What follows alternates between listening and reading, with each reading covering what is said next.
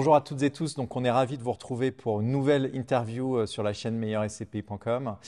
Merci encore pour votre suivi régulier. N'hésitez pas à liker la vidéo et également à suivre notre chaîne. Aujourd'hui, on a la chance d'être avec Laurent Lé. Bonjour Laurent, comment vas-tu? Bonjour Jonathan. Merci, très bien et toi? Très bien. Écoute, on est avec toi, qui est président de la société de gestion Estiam. On va tout de suite attaquer au cœur du réacteur d'une SCPI phare que vous avez au sein de la société de gestion, la SCPI Estiam Placement Pierre. Est-ce que tu peux nous présenter un peu cette SCPI de rendement que vous gérez? Oui, bien sûr. Alors, c'est une SCPI de rendement, STM Placement Pierre, plutôt spécialisée dans les bureaux. Donc ça, c'est un peu un gros mot aujourd'hui, mais je vais essayer de montrer que ça ne l'est pas. Et c'est une SCPI ancienne. Elle détient un patrimoine depuis longtemps. SCPI ancienne, c'est aussi un autre deuxième gros mot que je vais essayer de contredire aujourd'hui. Ah, c'est une SCP qui détient évidemment des immeubles depuis longtemps. J'ai regardé, il y a 9 actifs actuellement en patrimoine qui ont été acquis avant ma naissance. Et le plus ancien immeuble il a été acquis en 1983. Donc c'est un patrimoine qui est assez ancien et qui aujourd'hui fait la démonstration de sa résilience, de sa solidité et de sa capacité finalement à traverser les différentes crises immobilières, les différents troubles et turbulences immobilières, dont la plus récente aujourd'hui. Quelques indicateurs pour le montrer. Le taux de distribution en Europe et la distribution en euros par part, c'est encore plus important. Elle est restée stable ces dernières années et le prix de la part, il est resté stable ces dernières années, malgré le contexte De remonter des taux. de hausse des taux. Alors, ça s'explique par finalement un patrimoine qui est très résilient et des choix de localisation qui sont pertinentes. C'est une SCPI, comme je l'ai dit, de bureau, mais son patrimoine est très équilibré à Paris, en région parisienne, dans les métropoles régionales et même à l'étranger. Mais surtout, elle est restée assez éloignée des zones de difficulté de bureau. Donc, concrètement, il n'y a aucun actif à la défense. Et il y a moins de 2% du patrimoine qui est situé en première couronne nord, sud et est. Donc en fait, les zones qui sont aujourd'hui en difficulté d'un point de vue immobilier. Parce que quelque part, en fait, finalement, ce que tu es en train de dire, c'est qu'il n'y a pas un marché des bureaux, il y a des marchés des bureaux. Bien sûr, C'est ça que tu es en train de dire. bien sûr. Et pour quelle raison? Il y a des marchés des bureaux, tout simplement parce que les dynamiques concernant l'offre et la demande de bureaux, les dynamiques sont différentes en fonction des sous-secteurs. Il y a certains secteurs où il y a eu une suroffre, c'est-à-dire qu'on a construit concrètement beaucoup d'immeubles de bureaux. Et à l'inverse, il y a des zones où on en a construit moins, notamment à Paris intramuros, parce que finalement le terrain de jeu est plutôt circonscrit. Et à l'inverse, il y a aussi des dynamiques concernant la demande. Il y a des espaces aujourd'hui où il y a une forte attractivité des bureaux, notamment les zones de centralité, donc les plus proches des centres-villes, à Paris, mais également dans les centres des métropoles régionales. Et à l'inverse, des zones plus périphériques qui aujourd'hui souffrent beaucoup plus des évolutions du marché du travail et notamment de l'émergence du télétravail. Le télétravail s'exprime différemment en fonction des zones géographiques. Et donc, quelque part, bah, vous, vu que vous êtes très central, dans la centralité, pour reprendre ton terme, bah, quelque part, vous êtes assez à l'écart des problématiques locatives que peuvent connaître certaines SCPI ou même certains investisseurs parce qu'ils détiennent des actifs péri-défense dans le nord de Paris ou dans des secteurs difficiles. Donc, quelque part, on pourrait presque vous appeler la SCPI des bureaux de la centralité, quelque part. Ah, de la centralité, de la diversification et surtout de la granularité. Je pense que surtout de l'immobilier à taille humaine. L'immobilier à taille humaine adapté aux besoins des locataires. Et lorsqu'on est adapté aux besoins des locataires et assez agile, finalement, on rencontre une demande locative et du coup, on préserve la valeur de nos immeubles. Oui. Et alors, granularité, ça veut dire quoi? Ça veut dire que c'est quoi? C'est vous avez plein de petits actifs de bureaux, un peu Exactement. partout à Paris et puis dans les métropoles régionales? Exactement. On a beaucoup d'actifs dans notre patrimoine. Il y a 154 immeubles dans le patrimoine, plus de 270 locataires. Donc, c'est une granularité assez importante. Pour l'exprimer différemment, au-delà de la granularité, parce qu'on peut avoir beaucoup de grosses lignes, là, en fait, on a beaucoup de petites lignes, puisqu'en fait, la taille moyenne des actifs, c'est 2,4 millions d'euros. Ah ouais, donc Concrètement, c'est très c'est petit. très petit. Exprimé différemment, c'est des surfaces de bureau de 200, 300, 500 mètres carrés. Donc en fait, des petites surfaces, des moyennes surfaces qui trouvent aujourd'hui en fait une demande preneur, soit des petites entreprises, soit des plus grandes entreprises qui veulent de la flexibilité dans leur space de bureau. Oui, donc typiquement le groupe lyonnais qui a besoin d'avoir une antenne à Paris, ou finalement une équipe projet qui va avoir besoin d'une équipe d'une surface de 200-300 mètres carrés, bah, derrière vous Ou une offrez extension, une oui, tout à extension, fait. vous offrez ce Voilà, service-là. tout à fait. Et c'est pas dur d'un point de vue gestion, quelque part, d'avoir plein de petits locataires. Comment tu arrives à relever ce défi? Parce que je suis locataire, j'ai un problème avec je sais pas, l'ascenseur, je suis obligé de te contacter, alors pas toi personnellement, mais tes équipes de gestion. Comment tu arrives à finalement créer un bon service client pour les Pour les locataires? locataires, bah, c'est un défi de tous les jours, de toute façon. Alors, c'est aussi un défi en réalité hein, de s'occuper des grands locataires qui ont aussi des besoins un petit peu spécifiques, etc. De toute façon, c'est toujours un point important finalement de s'occuper correctement de ce locataire. Après, c'est une question d'ADN. En fait, Estiam, son ADN, c'est de gérer des petites lignes, des petites surfaces depuis toujours. Donc en réalité, on a construit la société de gestion, on a construit notre organisation pour répondre à ce besoin. Donc ce n'est pas quelque chose de nouveau, ça fait partie complètement de l'ADN d'Estiam. Donc en fait, on a des équipes immobilières qui s'occupent de ça et qui sont formées et compétents pour gérer ce type de patrimoine. De patrimoine. Donc quelque part, le client est au cœur le locataire client est au cœur de l'ADN. Il y a une question, donc j'ai deux questions, c'est Estiam Placement Pierre, un, la pépite d'Estiam, et puis la deuxième, c'est pourquoi est-ce une SCPI immobilière? Alors c'est drôle, j'ai l'impression d'être redondant en disant ça, mais il y a peut-être quelque chose à nous dire. Alors, c'est un petit peu redondant parce que j'ai envie de dire que toutes les CPI sont censées être immobilières, mais j'apprécie quand même la question parce que ça me permet effectivement de souligner quelque chose qui est essentiel à mes yeux aujourd'hui, qui est en fait que la gestion immobilière, c'est le levier important finalement de la performance de nos SCPI pour les épargnants. Pourquoi est-ce que je dis ça? C'est parce que les 10 années qui ont précédé finalement la remontée des taux et la situation dans laquelle on se trouve aujourd'hui a été une période de baisse des taux. Et cette période de baisse des taux a accompagné finalement la valorisation immobilière. Et donc du coup, d'une certaine manière, pour le dire de manière un peu caricaturale, on pouvait ne rien faire sur nos immeubles. La baisse des taux participait largement À la finalement à performance. la performance immobilière.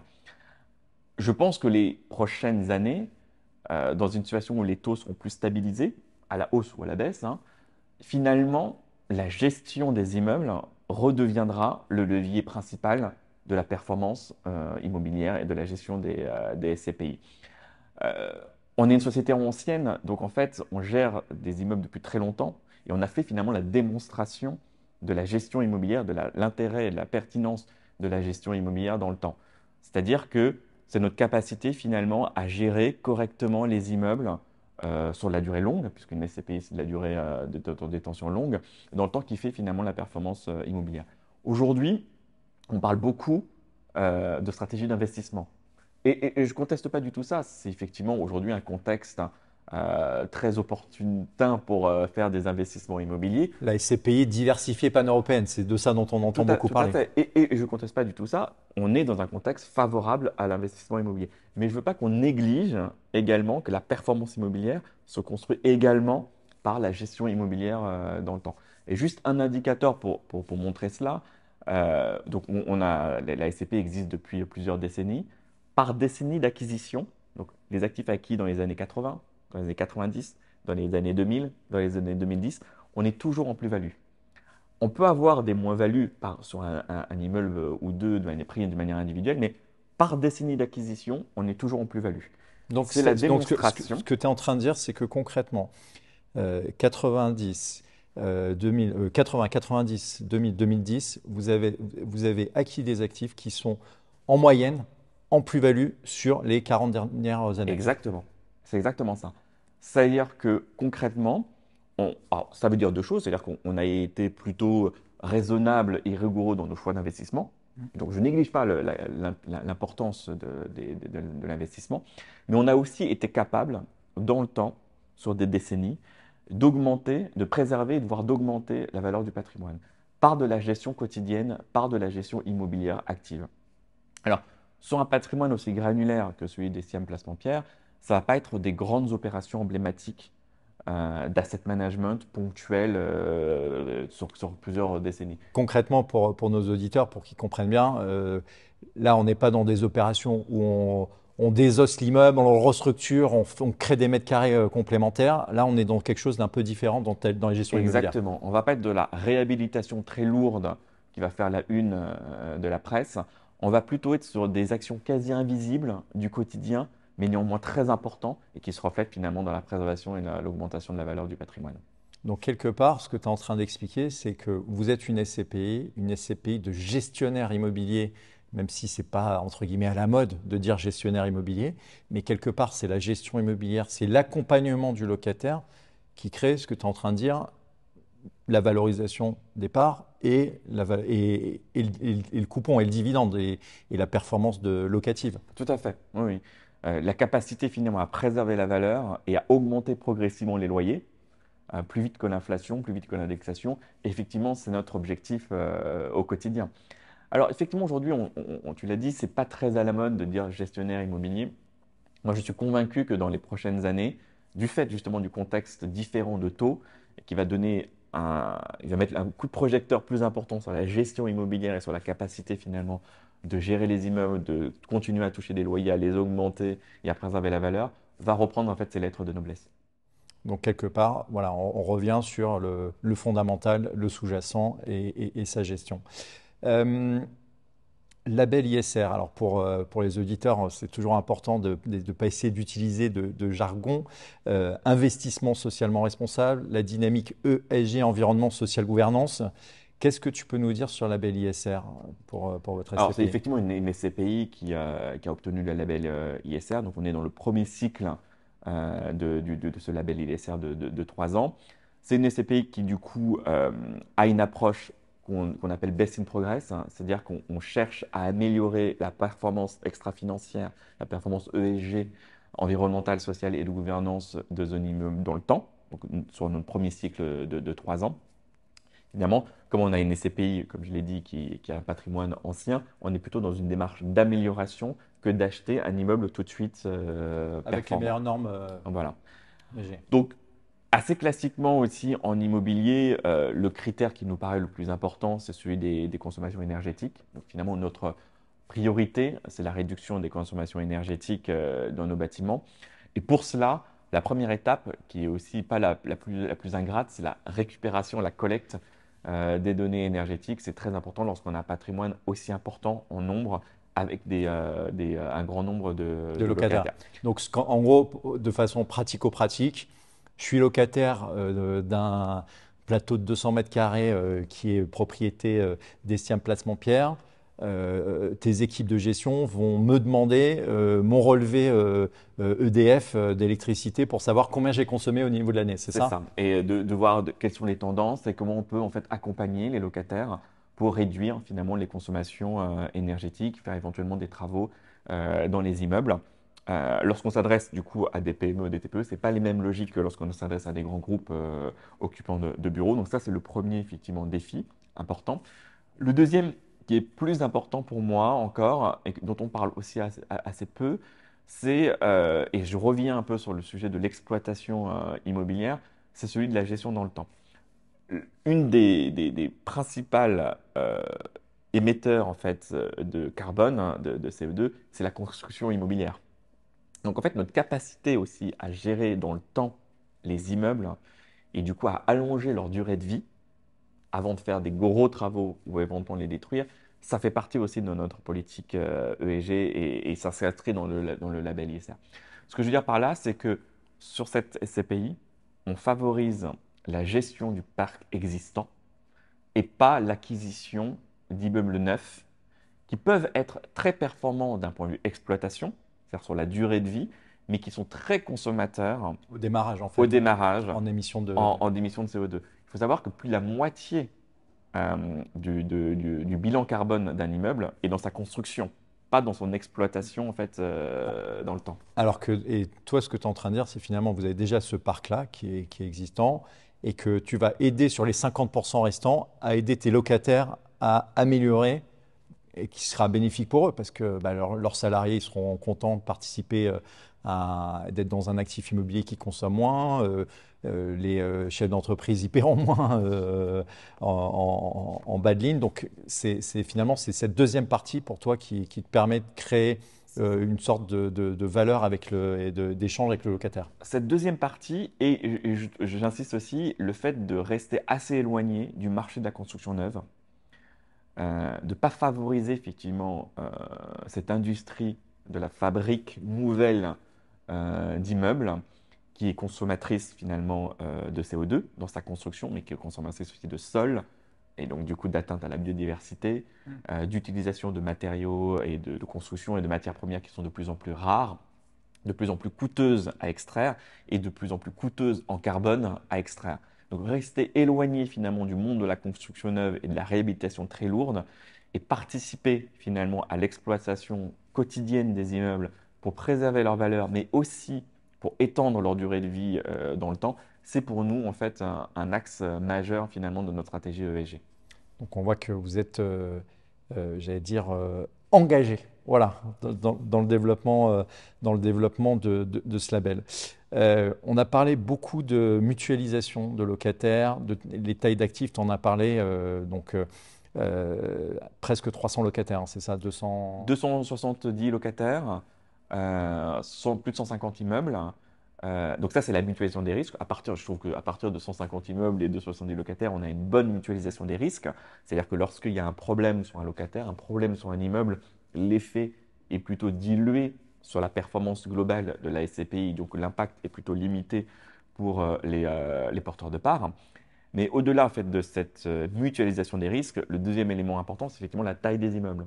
Parce que finalement, d'avoir des petits immeubles, je l'ai dit, c'est un levier de performance parce qu'en fait, ce sont des actifs qui sont plutôt liquides à la location. Mais j'ai rajouté un deuxième élément qui participe largement en fait, à la performance de cette SCPI, c'est le fait que les petits actifs, c'est ceux qui ont le mieux résisté d'un point de vue valeur. Parce que dans un contexte où il y a une raréfaction des capitaux, où il y a eu moins d'investissements immobiliers, il y a plus trop eu de marché pour les gros supérieur immeubles. à 30-40 millions. Ce Tout qui à permet fait. d'avoir des opportunités sur ces actifs-là aussi. Tout à fait, ouais. Mais pour le patrimoine existant, pour le coup, c'est ceux qui ont le plus souffert finalement de la baisse des valeurs. Moi, j'estime qu'effectivement, si le patrimoine est plutôt resté résilient, si on n'a pas eu de baisse de prix de part, et on a aujourd'hui un prix de part en ligne avec la valeur de reconstitution, donc on n'a pas créé de surcote, hein. Et donc, du coup, les petits actifs ont moins souffert parce qu'il y a encore beaucoup d'investisseurs qui sont capables de se positionner et les valeurs se sont maintenues. Exactement. Et je pense que ce n'est pas un effet seulement conjoncturel. Je pense que dans les années qui viennent, la résilience des petits actifs hein, en valeur unitaire pourra perdurer. Donc, on voit que quelque part, ce small is beautiful, on pourrait presque dire, Tout à fait, dire oui. ça. J'aime bien toujours poser cette question de une bonne nouvelle à partager. Alors, ça peut être sur le passé, ça peut être sur le présent, ça peut être sur l'avenir. Qu'est-ce que pour toi, tu as vraiment envie de partager qui permettent à un épargnant de se dire, OK, Estienne Placement Pierre, je sais pas, à sa place dans son portefeuille de SCPI, voilà. Qu'est-ce que tu as envie de nous partager qui, pour toi, est le plus important? Alors, j'en ai même trois. T'en as trois. Trois bonnes nouvelles récentes. Une nouvelle immobilière, parce que j'ai envie de commencer par des bonnes nouvelles immobilières. On a vendu un actif situé ici Les Moulineaux, acheté dans les années 80, 1986, acheté pour quelques centaines de milliers d'euros et vendu 14 fois plus cette année. C'est la démonstration de cet effet plus-value dans le temps et la démonstration que malgré le contexte difficile en immobilier aujourd'hui, on est capable de vendre et de réaliser des belles plus-values. C'est ça, c'est une session du trimestre dernier.